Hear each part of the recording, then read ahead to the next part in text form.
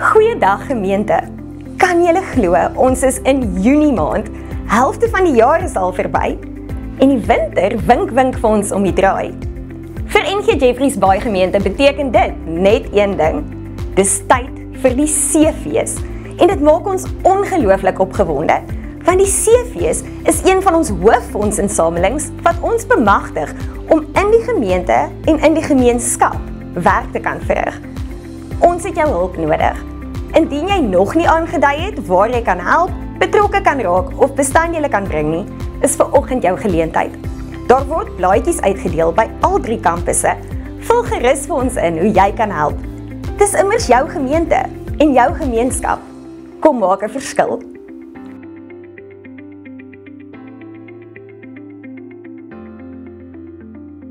Nog iets om na uit te sien in hierdie winter is Pinkster. Pinkster gebeur hierdie jaar van die 9de tot die 12de Junie. En neem asseblief kennis dat die tye by De Gama en Paradise Strand 11:00 in die oggend.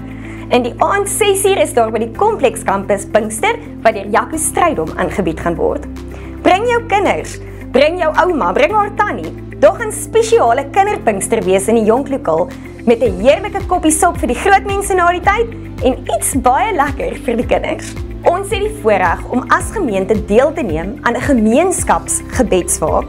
Die 2de Junie is ons geleentheid om vir 24 uur te bid. Indien jy iewers 'n aftydjie het, al 4, selfs 15 minute, skakel asseblief die nommer onder op die skerm.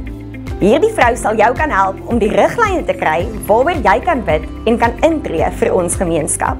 Onthou ook dat die Nyati uitreik om die draai is.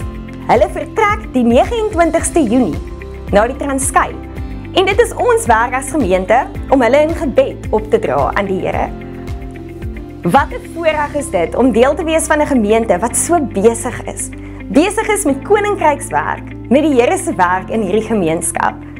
Mag jy in hierdie dag en in hierdie week geleenthede soek om deel te raak en betrokke te wees. Ons sien uit om saam met jou die pad te stap. Geseënde dag vir julle.